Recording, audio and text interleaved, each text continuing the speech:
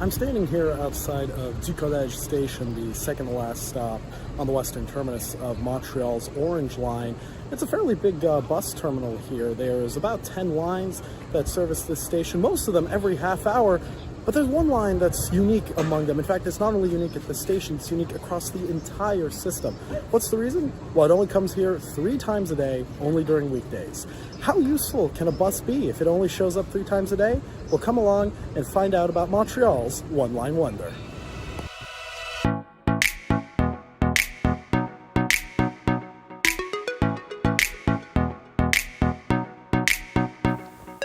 With a population of just under 2 million people, Montreal sits comfortably within the top 10 largest cities in North America and the second largest in Canada. The city's famed rubber-tired metro whisks riders across the city in underground comfort, never impaired by the traffic or weather above ground. It is both architecturally and operationally an impressive system, helping the region boast the second highest transit ridership per capita on the continent. In order to connect riders with their final destinations, an expansive bus network fills in the gaps not covered by metro service, with every station being served by multiple bus lines.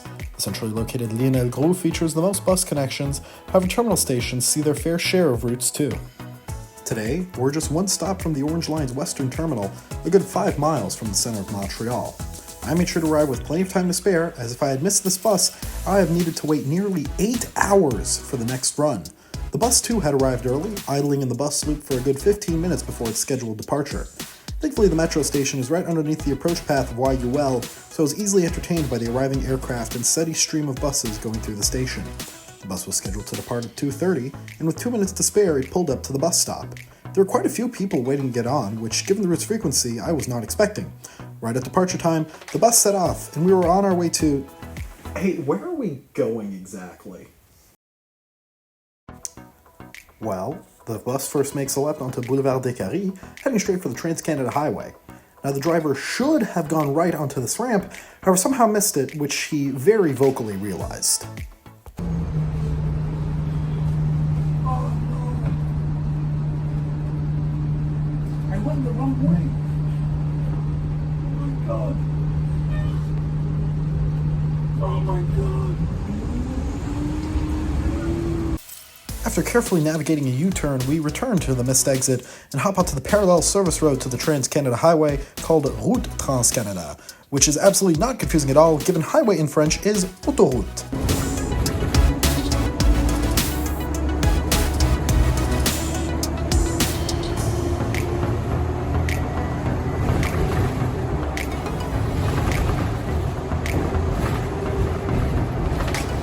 After traveling for 4 miles on the not-a-highway, we turn off onto Rue Halpern.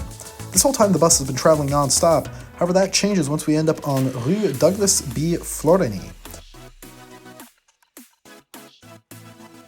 We make 2 stops on this road to serve industrial sites before making our final turn onto Rue Kieran, the route's namesake.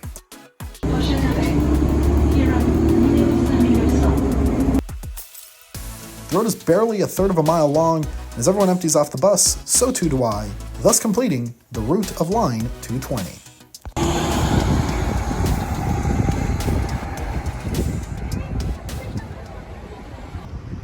Well, this is as far as this bus goes to this industrial park in the west of Montreal. Now, again, this begs the question, what is the purpose of this bus route? Let's go ahead, take a look and see just exactly what this bus does. It probably comes as no surprise that this bus's main ridership comes from the industrial park it serves. This small road is host to nearly 24 companies, including distribution centers, Asian food warehouses, a tote bag manufacturer, telecommunications companies, metal suppliers, and even a paintball supply company. All of these businesses require manual labor, typically sourced at lower wages that would make car ownership unsustainable. Thus, a bus is run to connect this out-of-the-way center of industry with the greater transit network. But why only run this bus 3 times a day? It's to coordinate with the shift changes at these businesses. On my trip, most riders got off to head into Imeco, which is a company that manufactures cables. As they got off, many of their colleagues who had just finished got on the bus, with pleasantries being exchanged between them before the bus departed. As this bus makes no other stops, the only demand this route has is when there is a shift change, hence the extremely infrequent service. Now, Montreal is not the first nor the only city to run buses, especially for those working in industrial areas. However, upon further investigation, there does not appear to be much need for this route. Along Rue Douglas B. Florini runs another bus, the 175 Griffith Saint Francois, running every 30 minutes or so between 5:30 a.m. and midnight every weekday. This bus makes more stops than the 220, but has one terminal at Du Collège, the other nearby Rue Kieran and the Industrial Park. This route has also been around longer, showing up on the STM website since its launch in 2001, whereas the 220 only appears beginning in summer 2013. So why add a route along a corridor that's already being well served by a more frequent bus? Well, there's no clear answer to that. There's no press release or news article talking about the route's launch, there's no section on the website providing more information on the line. For all intents and purposes, it seems to have just magically sprung up one summer when the STM decided to add it to its network. At first, this move doesn't make any sense. After all, why would anyone take a bus that barely comes at all? But as we saw, this clearly doesn't stop people from using it. The bus is meant to help one specific group of people, industry workers. This bus ensures that workers get to work exactly on time without having to worry about adding extra time to their commute for the deviations taken by the 175. It also increases their chances of getting a seat, as when I rode the 175 back to Du Collège, it was absolutely packed the whole way to the metro. There were perhaps no more than 25 people on the bus when I rode it that afternoon, but for each of them, that bus helped make their commute a little faster and more comfortable, helping them feel valued as a passenger. In the end, isn't that what all transit agencies should strive for? Transit exists as a service to the public, a means by which people can get where they need to go, and the service should be accomplished in a way that is both efficient and dignified for its users. These workers most likely didn't envision their future as working in a cable factory or a food distribution center. For many, it's another step on the ladder of social mobility, simply awaiting their opportunity to climb to the next rung. Getting their own bus to works helped to bridge this transition, providing a small luxury that makes their lives easier. For STM, this route does not come as a huge cost. It just requires one bus, run 3 times a day, and takes less than an hour to complete a round trip. A small cost to the transit agency means big difference for these workers.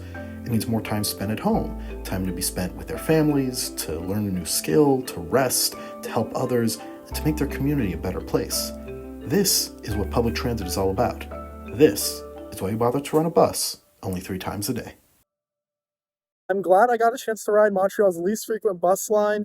It was a very fun experience, and I hope that you folks got to see and really enjoy the joys of riding buses here in this great city.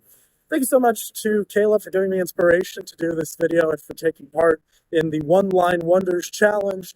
If you did enjoy this video, make sure to like, subscribe, leave a comment, and we will see you in the next one.